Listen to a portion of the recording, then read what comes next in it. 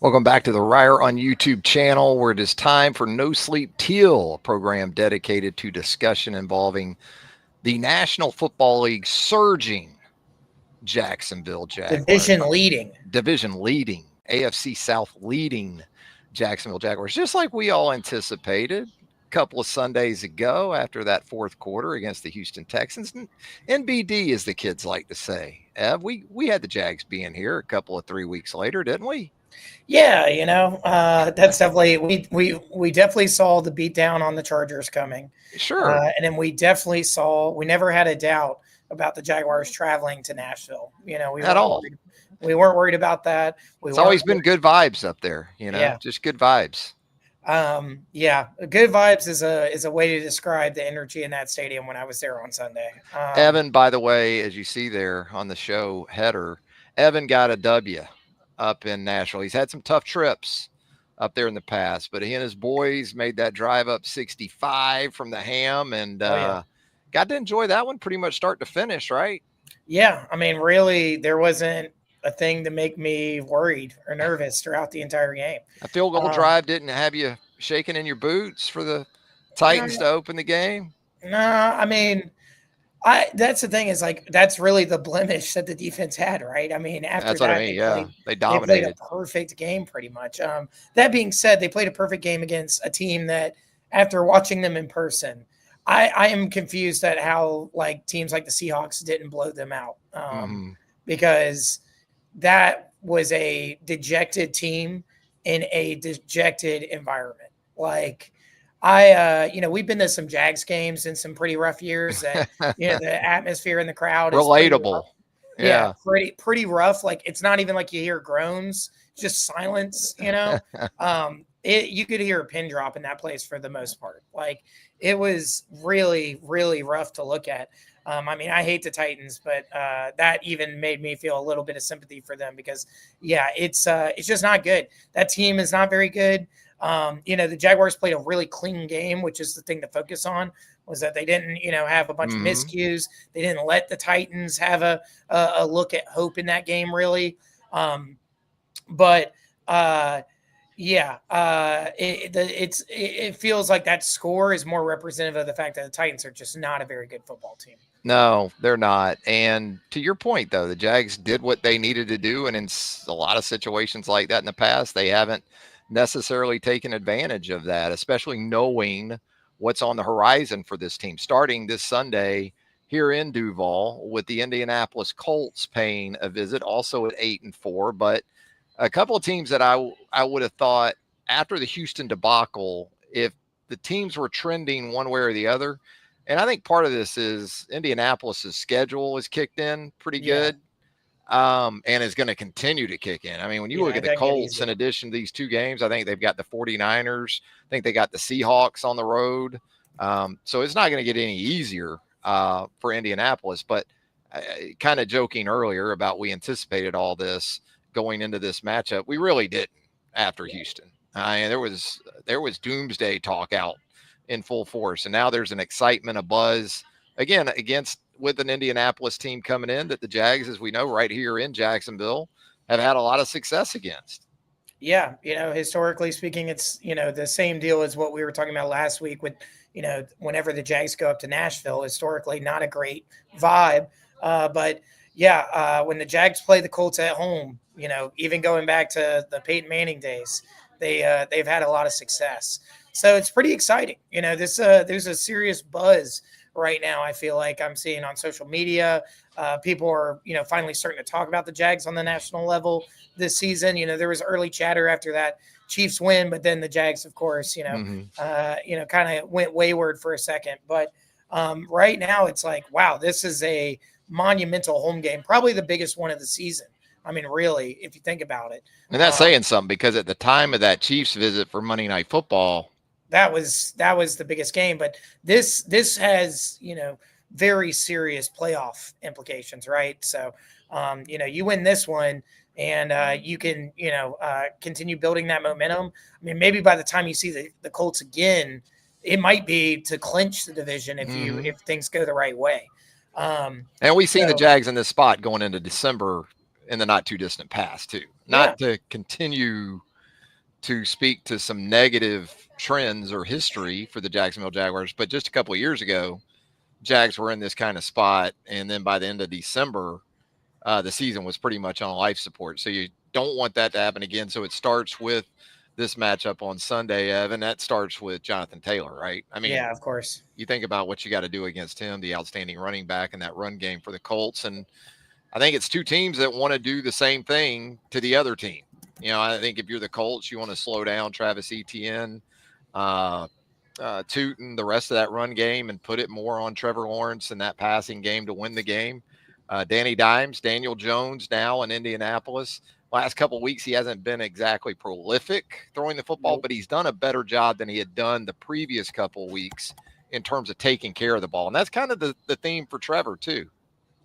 Yeah, no, for sure. This is going to be, I think, really all about defense. It could end up being a high scoring game, of course, but it's going to come down to who can force big plays, make a turnover or two on the quarterbacks, and then also simultaneously limit some talented running backs to at least, a fraction of what they typically do.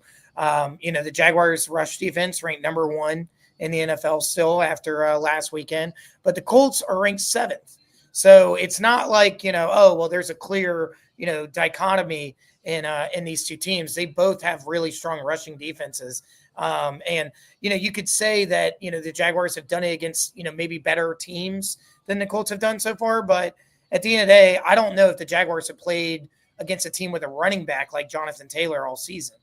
So, yeah, I mean, he's just a different breed right now. He's been exceptional pretty much every week, except for, a couple key exceptions, like, that Texans game. The Texans actually probably laid out the game plan for the Mm-hmm. Jaguars to go win this game and how to stop Jonathan Taylor. Jonathan Taylor in Jacksonville hasn't been as productive in games against the Jaguars as he has been up there Yeah. in Indianapolis. I mean, he's had a couple of monster games up there, and it's shown up really in the win-loss column in this series since Jonathan Taylor's debut, I think back in 2020. So that's obviously where it starts with the Jaguars defense. And who knows, maybe both these quarterbacks and their legs could be big. Although Daniel Jones dealing with a fractured fibula. I know that seems So like a way that more serious injury than that takes away part of his game. He's not a prolific runner. He's not Anthony Richardson. No one's saying that. But there have been times in the past where he's been able to make oh, he some can plays move. with his legs. And we're seeing that with Trevor. And again, even against Tennessee, we saw the design quarterback run, which I'm a big fan of. Oh I'm yeah. not a big fan of exposing him to unnecessary hits, or I don't want him taking the Jackson Dart approach to protecting himself, which is doesn't have a shelf life in the National Football League. Yeah. I'm afraid Jackson Dart's going to find that out in a Yeah. couple of 3 years if he doesn't kind of change his approach.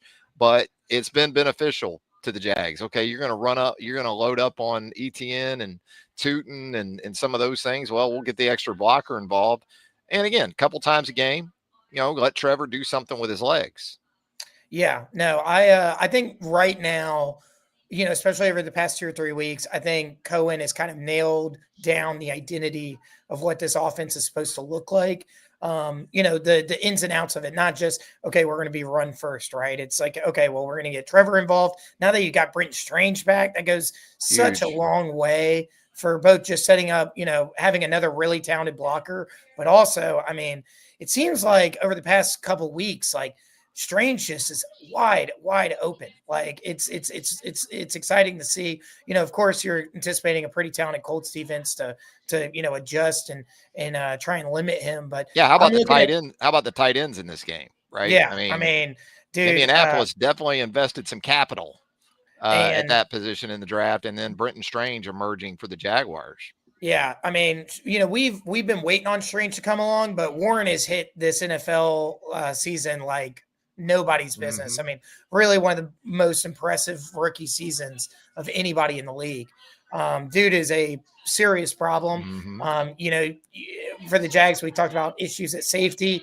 I'm a little worried about that. Yeah. I don't necessarily want to see Dewey trying to keep up with Tyler Warren and trying to high point passes and stuff. But you got to do what you got to do. I think at the end of the day, Danny Dimes, as good as he was to start the season, has a mistake or two in him. You got to And let especially him. without real mobility, right? Yeah, I mean, and this yeah, pass rush for the Jags looks like it's kind of finding itself. Now, the Titans are a disaster right. in every area, including pass protection. The Colts a good bit better up Yeah, front. The challenge is going to be, I think, a good bit better. And plus, you also have to respect Taylor first and foremost. Your priority, your to-do list is going to be such with the run that that's going to help the Colts probably in a couple of ways as far as dealing with protection. And then Trayvon Walker, what's his status for this week to go along with Josh Hines Allen? Still some things to play out there, although it sounded like Jags with some potentially good news at today's practice. yeah. Trayvon Walker came back, as did Parker Washington, which is exciting to see because Parker Washington's really found a groove for the past few weeks. Yeah, Trayvon getting back on the field, that's a pretty big deal. I mean, really, the Jaguars are inching towards a better bill of health than they've had really all season. There's a lot of guys on the injury list right now, but a lot of them are full practice or playing, or they're, Mm-hmm. still on the road to recovery, and they're finally getting to the end of it. So, no, there's plenty of reason for optimism to think that, you can get after Danny Dimes and also still probably, prevent a couple of home run shots from Jonathan Taylor. We talk about pass rush on Daniel Jones. Really, other than like a 3-week stretch, the Colts have kept him really clean this year. Mm-hmm. They allowed 7 sacks to the Falcons, 5 to the Steelers, and 3 to Tennessee in like weeks like 3 through 5, 4 through 6 or something. But other than that, I mean, they've only had one game where they allowed two sacks. So, and that was against a pretty talented Rams defense. So, I mean, getting after the quarterback, this offensive line's been really, really good at protecting him. But with that, injury concern, with the lack of mobility, you like to think that, at least on some blitz packages, you can get home, at least hit them. You know what I mean? Like, even if you're not, Speed him up, even if you yeah, don't hit him, yeah, and you, then you don't force want him some, comfortable. You can't yeah, have him comfortable. force some potential takeaways that way. And conversely, this Jaguars offensive line has been through it in recent Yeah, weeks. As we know, Cole Van Lannon has been just a Swiss Army knife, has done a really nice everywhere. job of Yeah, stepping in yes. pretty much across the board, just about everywhere other than what center, right? So Yeah, pretty much. you got to give the veteran sort of sixth offensive lineman a lot of credit for what he's done to this point. But you got to be able to protect Trevor too. Yeah. And, obviously you'd love to be able to run the football the way Liam Cohen wants to on a weekly basis. But to your point earlier, it's a Colts run defense that can be problematic and put the Jags in a situation where Trevor, again, keeping him under 30 pass attempts, that's ideal. You just don't want to get him elevated. I will say this, the comfortability, man, with Strange coming back to coincide with the Myers pickup. And if you can get if you can get Parker on the field this week and what he's been for this offense and in the return game, boy, De'Ami Brown, we talked about it. I mean, is that just pretty much over at this point, you think, as long as the other guys stay healthy? Because that was a coach's decision last week, wasn't it? Yeah. To have him inactive. Yeah, that was a healthy scratch. No, I mean, really, I feel like they're just shelving De'Ami Brown in case, yeah, BTJ goes back Somebody gets out hurt. or Yeah. something like that, like just to be safe. Because at the end of the day, there's no real point in cutting him either. I mean, you already spent Yeah. the money, right? So, Yeah. um, no, it's weird. I did see some rumblings of like Adam Thielen question mark, but I don't think that's really something the Jaguars need right now. Jacoby Myers, man, it's a revelation for Trevor, just to have a receiver that, yeah, he's really good in the intermediate, but we saw it last week, we saw it the Yeah. week prior. Dude's got some, like big play ability He too. had an explosive for sure after the catch. Yeah. And then he does what he does in the red zone, with the touchdown And not catch. to mention too, at the end of the day, BTJ can have the lackluster season. BTJ threw a very nice block on that run Mm-hmm. after catch by Yeah. Myers, so you He like was seeing that. engaged. Yeah, looked engaged. That's a So, and start that's for yeah, that's all BTJ. we need. We just need you to be awake. Some level of engagement Yes. would be nice. I tell you where I'm engaged right now. I'm at Party Girl in Oh the yeah. Avondale Fairfax area of Duval, and the smells are tremendous in here. Today, the meatloaf sold out. Oh the man. Ma, the Ma's Oh, meatloaf with the twice baked potatoes sold out. But in that display case just over my shoulder right there, some recently displayed uh, barbecue chicken baked potatoes with fresh cheddar on top man. there. You get you a side of sour cream with that, with some green onions, Woof. some great soups in there as well. Always the chicken salad is great here at Party Girl, right here at 4205 St. John's Avenue. That's where we're posted up. Again, where Fairfax and Avondale come together at St. John's and Herschel. If you know, you know from back in the 90s, the Eclipse little club Right over there. where your boy used to frequent quite a bit over here in this area. Some of my old haunts, Evan, in the pre-Evan days, right here next to Party Girl. So get by and check it out if you haven't already. So, Ev, the confidence level in terms of the Jags hosting the Colts this Sunday, where you at with that?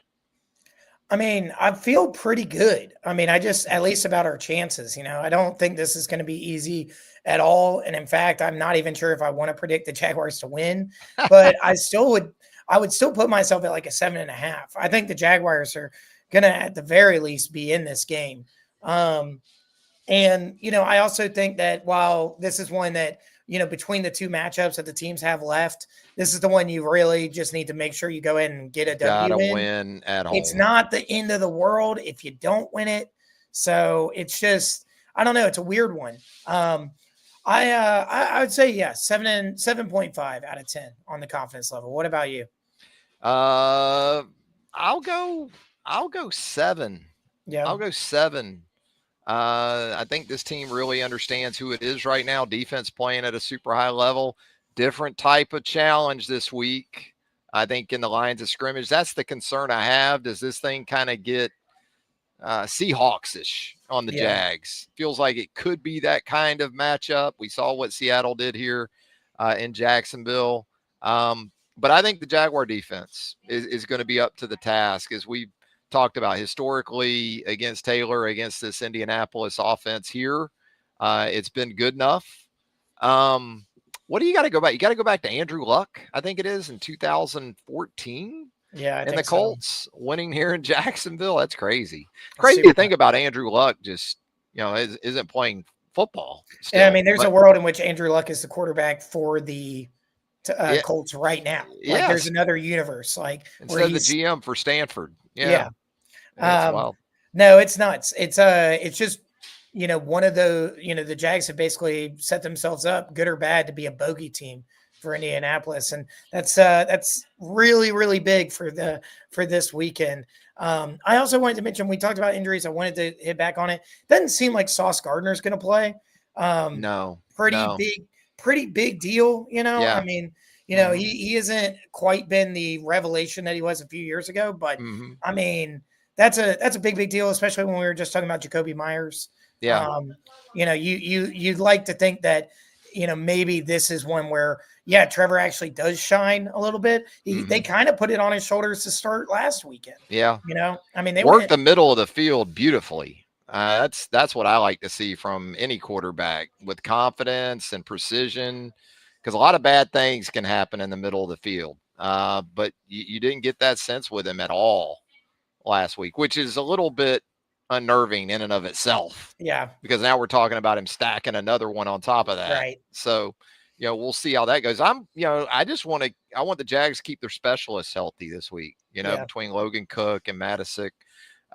You don't want another situation where Devon Hamilton is maybe snapping. I yeah. thought at one point they might summon you down from the I was seats, so ready. I was, go in I there was, and long snap for the I was, Jags, taping up my fingers. I had my eye black on. I was ready to had your go, and hand they just warmers on, Cohen gave me the no, we're Yeah, good. So yeah, yeah. um, Inactive, inactive. inactive, healthy scratch with Doami. Me and him got some hot chicken after. Yeah, Um, I just think, again, as we talked about earlier, whichever defense can really put it all on the opposing quarterback to go win the game, I like that team's chances. I think the Jags are gonna be able to do that enough, yeah, and I think Jones, with his health issues, and that makes it a little bit easier task. Um, Cam Little's kicking the ball extremely well again, right? Yeah, So I like it if it comes. I think it will come down to that type of situation in I the fourth agree. quarter. I mean, a lot of NFL games do, but I think specifically this one is going to be in that sort of 20-17 range, 23-20, something like that. Yeah, that's kind of what I have. I have 27-21. So, kind Okay. of a little bit more high scoring, but I think the difference maker is a couple Cam Little field goals. It's interesting though because, cardiac cats, right? They've been just absolutely insane all year in terms of watching them, both losses and wins. But now, you're talking between the past few weeks with the Chargers and then the Titans game, they put those teams to sleep. Like Yeah. it wasn't just like it's not like a blowout as much. It was like you almost like bored the other team into like not. Methodical take aparts. Yeah. Yeah. And I'm wondering if the Jaguars can do that this weekend. If they can, then we might be, on the Oh, verge of, hold on. Hold yeah. on if that happens. Well, I mean, at that point you're a game ahead. You Yeah. might even be thinking about a 2 seed. You might even be, whatever. Home The to the process. AFC Championship game, baby. I mean, I will say I was thinking about it yesterday. Like, if when the Jaguars get to the playoffs, historically speaking, they don't get knocked out in the first round ever. Pretty much, like No, there's going like back maybe to the two, early days, like 2 or 3 different, like 04, I think Mhm. they like went and lost in They a beat wild card. they beat Pittsburgh, right? One year.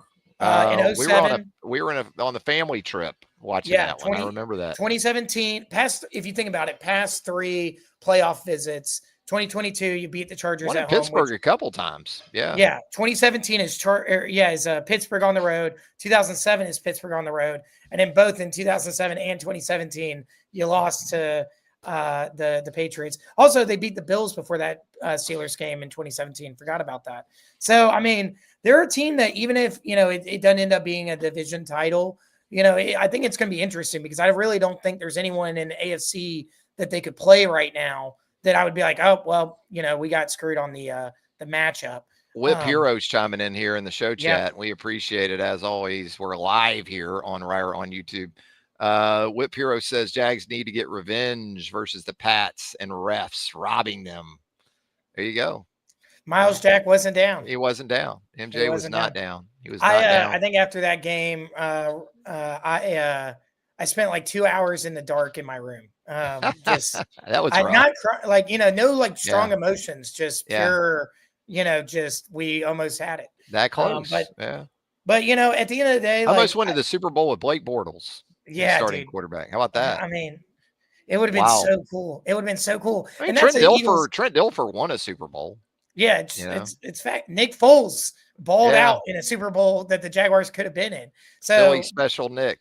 Yeah. that's the thing is like I still think about the fact that if the Jags play that Eagles team, I don't know. I feel like the Jags are very much in that game. But yeah, It's almost like the Pats looked past the Eagles in that Super Bowl to Cancun. right. Like Yeah, they're like, well, we got this. they're already at the parade. Yeah. Yeah, and got But we're hammered. getting I'm getting stars in my eyes, thinking about what can be and what And that could that be. But game is how the Jags eventually got Doug Peterson and Nick Foles. yes, it's true. That is hilarious to think about. Actually, is that that Pretty much. the Yeah. butterfly effect. You never know exactly what each thing is going to lead to another. But no, stars in my eyes and whatnot. Thinking about what can be, but they got to focus on this weekend, and I think they are. I think Cohen's the type of coach where he's not going to let them think about anything past Sundays. So Whip Hero also chiming in with he feels like Trevor's slowly becoming more consistent. He still has some knucklehead moves, however. There's been more consistent tries from him. I want to think you're right, Whip Hero. I'm gonna need to see about 4 or 5 weeks of stacking, and you're right about slowly. This is a 5th-year guy, and you're still kind of waiting on it. still kind of So patient. I like that wording though. There, I think you did a very diplomatic job of sort of outlining Trevor's development and where he's at this point. It's been good. I mean, maybe it is really fixing to go into full click for him, I especially mean, with this regime. I mean, there should be no misunderstanding at this point, 12 games in, about what the standard is, what the expectations are, what the job entails, what is needed of you. There shouldn't be any lost in translation issues moving forward. And you said it earlier, Evan, maybe that showed up in the form of cleaner football up in Nashville. Maybe that's where we're at with him and Liam in this situation. Yeah, I think that game is the exact type of game they need from Trevor. I mean, I wouldn't say that typically means that him throwing early like they did, but I think they just saw that the Titans secondary is weak as hell and just decided to attack it. But I mean, if you go look at what he's on pace to do this year, and you Yeah. compare it to that 2022 season where he started to look like the first overall pick, the prospect Mm-hmm. that he's supposed to be, he's not going to match that season as things stand. Like Mm-hmm. that was 25 touchdowns, 8 interceptions, 4,100 yards. Unless he goes for, I guess, like 300 passing yards a game the rest of the way, he's not cracking 4K yards. Which is what you don't want him to have to do. Yeah, you don't want him to do that. And then also, I mean, with 11 interceptions, like, yeah, he was clean last week, but the previous 4 weeks he had Mm-hmm. 6 interceptions. Yeah. So, I mean, you start to it feels like we have 1 week of Trevor playing solid ball, and it's like, Mm-hmm. oh, he's getting it, and then I just don't know yet. But Yeah. hey, Still wait and see. You go out there on Sunday, you beat the Colts, and he goes for, let's say, 230, 2 touchdowns, no picks. Yeah. Then It's the Tannehill method. That's what we if he talked does, about. if he can do that the rest of the season, then the Jaguars will win the division and they will probably have the 2 seed. Yeah, I would love to see it happen, but that's kind of the only reason why I can't go all in on a Jaguars victory. Yeah, and Whip also notes that Trevor has been very clutch this season. My answer to that it would be, well, sometimes he's had to be clutch because of his own mistakes. right. Yeah, I mean, no, don't get twisted. Look, it's better that he was able to come up big after those mistakes. I mean, obviously that's Better the than preference. yeah. But some of it you just would like to be cleaner in the lead up to being put in a position where you have to do that. But Whip's right. I mean, he has shown an ability more so probably this year to overcome a lot of that. That's the thing is, like, I also was impressed by the last drive or two against the Cardinals, but if he doesn't have 4 turnovers before that Yeah. point, then that they're just running the clock out. Like, And you can make the argument, well, they weren't all totally on him. Yeah. His Trevor's ardent supporters in this area, which there are many, very many, will be quick to point that out. And it's not inaccurate, but still, uh, if he had 4-3, I think you could point to, as we have. But the positivity is there right now, and that's the best thing for this team, for this city, and for its chances, beginning with the Indianapolis Colts paying a visit to Everbank Stadium on Sunday. Evan, anything else before we get out of here? No, that's about it. Just excited to see this matchup. It should be good. Yeah, I think it's going to be all 60 minutes. You're going to get all you want on Sunday, I think, with the Colts and the Jags. With that, for Evan Reier, I'm Travis Reier, thanking you once again, reminding you, Party Girl right here at 4205 St. John's Avenue. If you like baked items, bakery goods, great take-home meals, those type of things, we got you covered right here at Party Girl, where Fairfax and Avondale meet. Till next time. So long, everybody.